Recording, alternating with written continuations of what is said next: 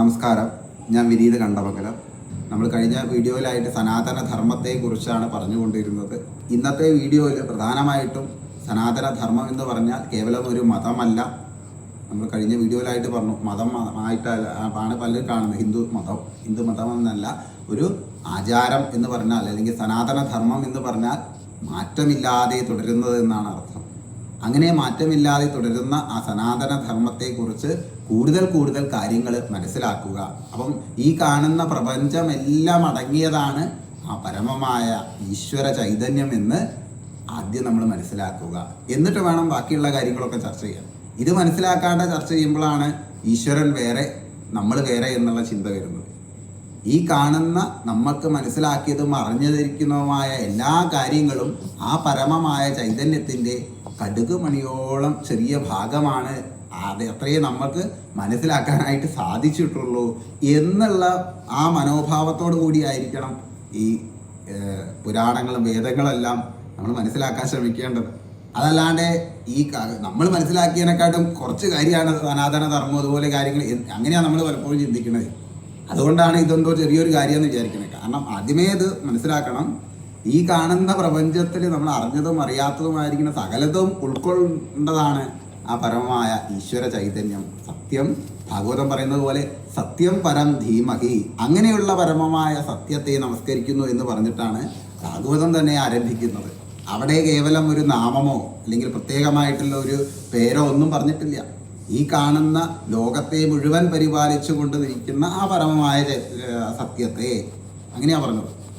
അവിടെ കേവലം ഒരു മഹാവിഷ്ണുവെന്നോ അല്ലെങ്കിൽ ശിവനെന്നോ അല്ലെങ്കിൽ മറ്റുള്ള പേരുകളോ ഒന്നും പറഞ്ഞിട്ടില്ല. അതാണ് അതിൻ്റെ പ്രത്യേകത. പുരാണത്തിൻ്റെ പ്രത്യേകത അതാണ്. ആചാര്യന്മാര് ഇതെല്ലാം മനസ്സിലാക്കിയിട്ടാണ് അവരെല്ലാം ഇത് ഗ്രന്ഥങ്ങളെല്ലാം രചിച്ചിരിക്കുന്നത്. അപ്പം ഈ കാര്യങ്ങളെല്ലാം നമ്മൾ മനസ്സിലാക്കുക. ഇന്നത്തെ ചോദ്യം, ക്ഷേത്രങ്ങളിലൊക്കെ നമ്മൾ പോകുന്ന സമയത്ത് എങ്ങനെയാണ് പ്രാർത്ഥിക്കേണ്ടത്, അല്ലെങ്കിൽ ക്ഷേത്രത്തിൽ പോകുമ്പോൾ അവിടുത്തെ ആചാരാനുഷ്ഠാനങ്ങൾ എങ്ങനെയാണ് നമ്മൾ പാലിക്കേണ്ടത്, ഇത്തരത്തിലുള്ള അനവധി ചോദ്യങ്ങൾ നമ്മൾ ദിവസവും ഫേസ് ചെയ്യാറുണ്ട്. പലതരത്തിലുള്ള ഭക്തന്മാരാണ് ക്ഷേത്രങ്ങളിൽ ദിവസവും വരാറ്. ഒരു ശാന്തിക്കാരൻ എന്ന നിലയിൽ വ്യത്യസ്ത തരത്തിലുള്ള ഭക്തന്മാരെ ദിവസവും കാണാറുണ്ട്. ഇവിടെയെല്ലാം നമ്മൾ മനസ്സിലാക്കേണ്ടത്, നമ്മൾ ക്ഷേത്രത്തിൽ പോകുന്നത് എന്തിനാണ്, അല്ലെങ്കിൽ അതിൻ്റെ ആവശ്യം എന്താണ്, ഇതൊക്കെ നമ്മൾ അറിയാതെയാണ് പലപ്പോഴും ക്ഷേത്രങ്ങളിൽ പോകാറുള്ളത്. ക്ഷേത്രത്തിൽ പോകുന്നു, നമ്മുടേതായ വിഷമങ്ങളും കാര്യങ്ങളൊക്കെ ഭഗവാനോട് പറയുന്നു. അതിനായിട്ട് നമ്മൾ ക്ഷേത്രം ഉപയോഗിക്കുന്നുണ്ട്. മറ്റു ചിലർ ജീവിതത്തിൻ്റെ ഭാഗമായി ക്ഷേത്ര ദർശനം നടത്തുന്നവരുണ്ട്, പാർട്ട് ഓഫ് ലൈഫ് എന്നുള്ള രീതിയിൽ. ഇങ്ങനെ പലതരത്തിലാണ് നമ്മളെല്ലാവരും ക്ഷേത്രത്തെ സമീപിക്കാറുള്ളത്. ആചാരങ്ങൾ, അനുഷ്ഠാനങ്ങൾ, അല്ലെങ്കിൽ ക്ഷേത്രങ്ങളിലുള്ള നിയമങ്ങൾ, ഇതൊക്കെ എന്തിനു വേണ്ടിയിട്ടാണ്, അല്ലെങ്കിൽ ഇതിൻ്റെയൊക്കെ അടിസ്ഥാനം എന്താണ്? കാരണം പലതരത്തിലുള്ള ആചാരങ്ങളും അനുഷ്ഠാനങ്ങളും കാണുമ്പോൾ നമ്മുടെ ഉള്ളിൽ തോന്നാറുള്ള സംശയങ്ങളാണ്, ഇതൊക്കെ എന്തിനു വേണ്ടിയിട്ടാണ് ചെയ്യുന്നത്, ഇതൊക്കെ ഒരു അന്ധവിശ്വാസമല്ലേ? ഇങ്ങനെ തുടങ്ങി പലതരത്തിലുള്ള സംശയങ്ങൾ ഇന്നത്തെ സമൂഹത്തിൽ പ്രത്യേകിച്ച് നമുക്ക് ഫേസ് ചെയ്യേണ്ടതായിട്ട് വരാറുണ്ട്. ഇവിടെ നമ്മൾ മനസ്സിലാക്കേണ്ട കാര്യം, ക്ഷേത്രങ്ങളും അല്ലെങ്കിൽ അതിൻ്റെ ആചാരാനുഷ്ഠാനങ്ങളും പദ്ധതികളെല്ലാം ഉണ്ടാക്കിയത് എന്തിനു വേണ്ടിയിട്ടാണ്? നമ്മളെപ്പോലുള്ള സാധാരണക്കാരായിരിക്കുന്ന അല്പജ്ഞാനികളായിരിക്കുന്ന മനുഷ്യർക്ക് ആ പരമമായ ഈശ്വര തലത്തിലേക്ക് എത്തിച്ചേരാനുള്ള ഉപാധികളാണ് ക്ഷേത്രങ്ങൾ. അപ്പോൾ അവിടെ ക്ഷേത്ര ദർശനം നടത്തുമ്പോൾ നമ്മുടെ ജീവിതത്തിൽ ഉണ്ടാകുന്ന പലതരത്തിലുള്ള വിഷമങ്ങൾ തുടങ്ങിയ പല കാര്യങ്ങൾ നമ്മൾ ഫേസ് ചെയ്യാറുണ്ട്. ഇതിൻ്റെയൊക്കെ അടിസ്ഥാനപരമായിട്ടുള്ള കാരണങ്ങൾ എന്താണെന്ന് നമുക്കറിയില്ല. അപ്പം ഇതിനെയെല്ലാം ക്രമപ്പെടുത്തുന്നതിന് വേണ്ടി, ജീവിതത്തിൻ്റെ ഒരു ചിട്ട ഉണ്ടാക്കുന്നതിന് വേണ്ടിയിട്ടാണ് ക്ഷേത്ര ദർശനവും അവിടുത്തെ പദ്ധതികളെല്ലാം തന്നെ തയ്യാറാക്കിയത്. ഇത് നമ്മൾ ഫോളോ ചെയ്യുമ്പോൾ നമ്മൾ അറിയാതെ തന്നെ നമ്മുടെ മാനസിക തലം ഉയരത്തിലേക്ക് പോകും. ഇവിടെ വേണ്ടത് അറിഞ്ഞുകൊണ്ട് തന്നെ ഉയർന്ന തലത്തേക്ക് എത്തിച്ചേരുകയാണ്. പലപ്പോഴും നമ്മൾ ആഗ്രഹങ്ങളുടെ പിന്നാലെ പോകുന്നത് കൊണ്ട് നമുക്കതിന് സാധിക്കാറില്ല.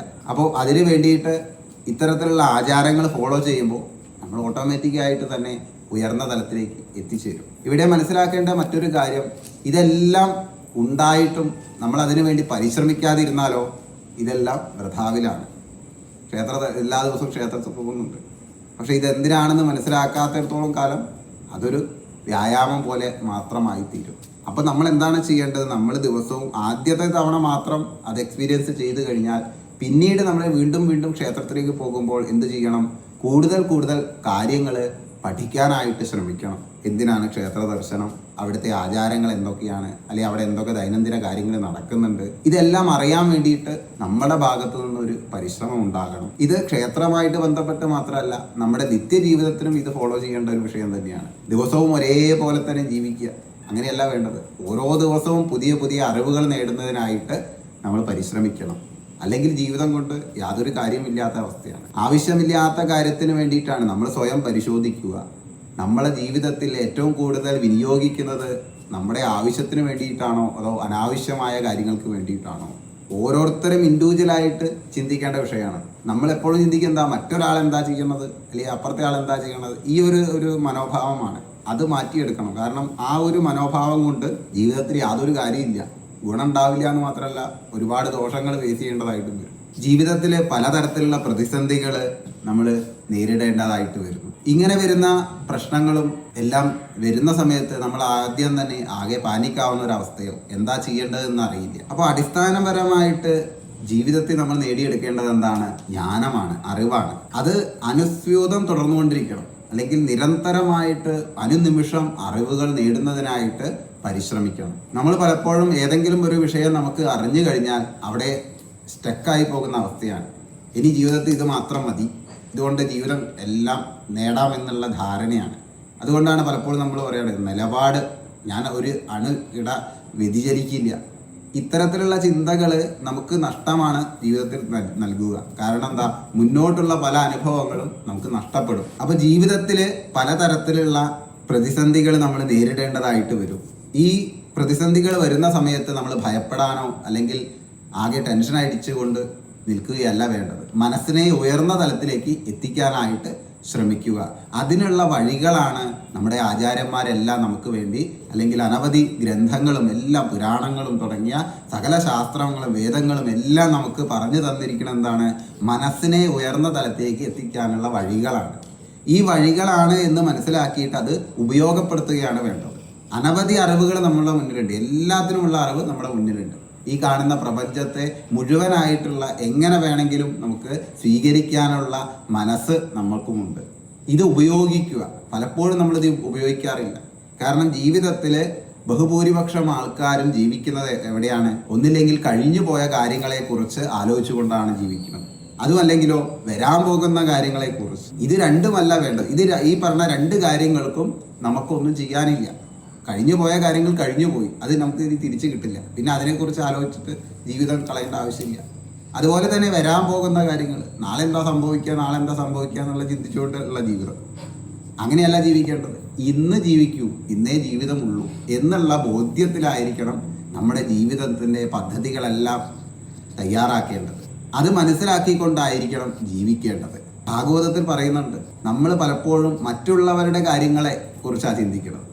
അങ്ങനെ ചിന്തിച്ചുകൊണ്ട് ജീവിതം വ്യർത്ഥാവിലാക്കുകയാണ്. ഒരു കാര്യമില്ലാത്ത കാര്യമാണ്. മറ്റൊരാളെ നമുക്ക് മാറ്റിയെടുക്കാൻ സാധിക്കില്ല. പിന്നെ എന്തിനാ അതിനു വേണ്ടി ഒരു മെനക്കെടാതെ വെക്കണത്? അങ്ങനെ ശ്രമിക്കുമ്പോൾ ഉണ്ടാവുന്ന എന്താ? കൂടുതൽ ശത്രുത ഉണ്ടാക്കുക എന്നല്ലാണ്ട് യാതൊരു കാര്യമില്ല.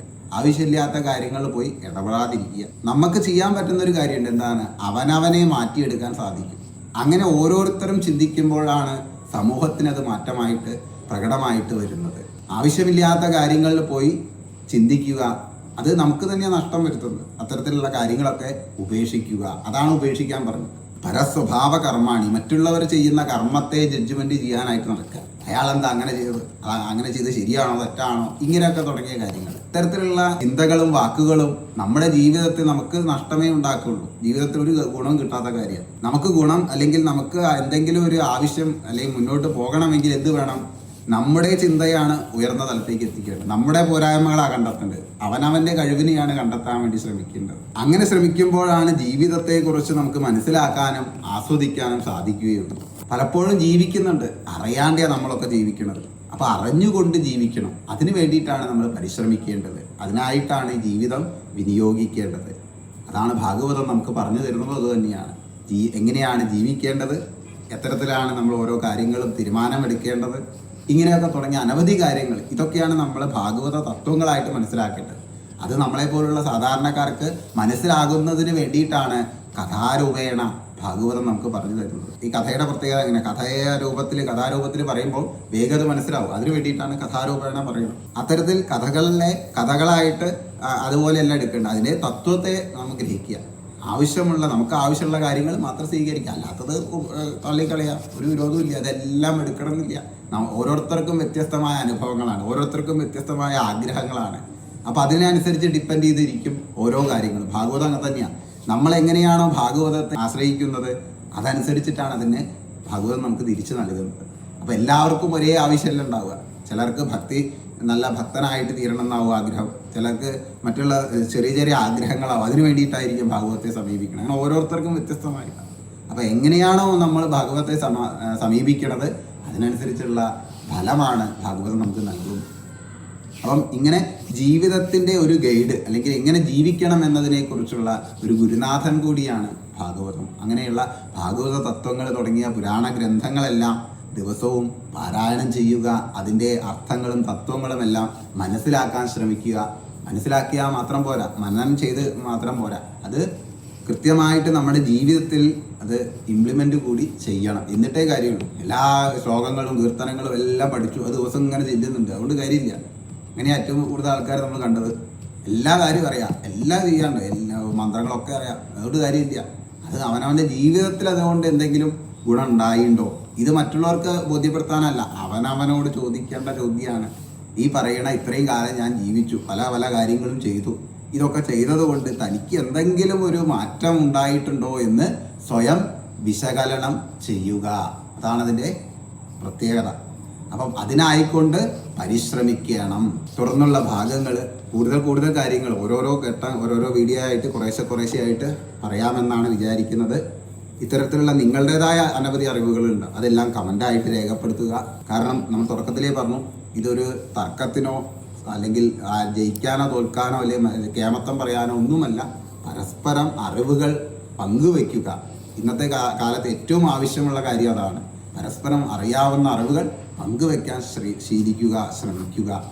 അങ്ങനെ എല്ലാവർക്കും സാധിക്കട്ടെ. നിങ്ങളുടെ വിലയേറിയ അഭിപ്രായങ്ങളും നിർദ്ദേശങ്ങൾ, ഏതൊക്കെ കാര്യത്തെക്കുറിച്ചാണ് അറിയാൻ താല്പര്യമുള്ളത്, ഇത്തരം കാര്യങ്ങളൊക്കെ കമൻ്റായിട്ട് രേഖപ്പെടുത്തുക. അതുപോലെ നമ്മുടെ ഒരു കുടുംബം പോലെയാണ്. അപ്പോൾ ഈ കുടുംബത്തിൽ അംഗമാവാൻ വേണ്ടിയിട്ടാണ് സബ്സ്ക്രൈബ് ചെയ്യുക എല്ലാവരും. അങ്ങനെ എല്ലാവരും നമുക്കൊരു കുടുംബമായിട്ട് മുന്നോട്ട് പോകാം. എല്ലാവർക്കും ഭഗവാന്റെ അനുഗ്രഹം ഉണ്ടാവട്ടെ. നന്ദി, നമസ്കാരം.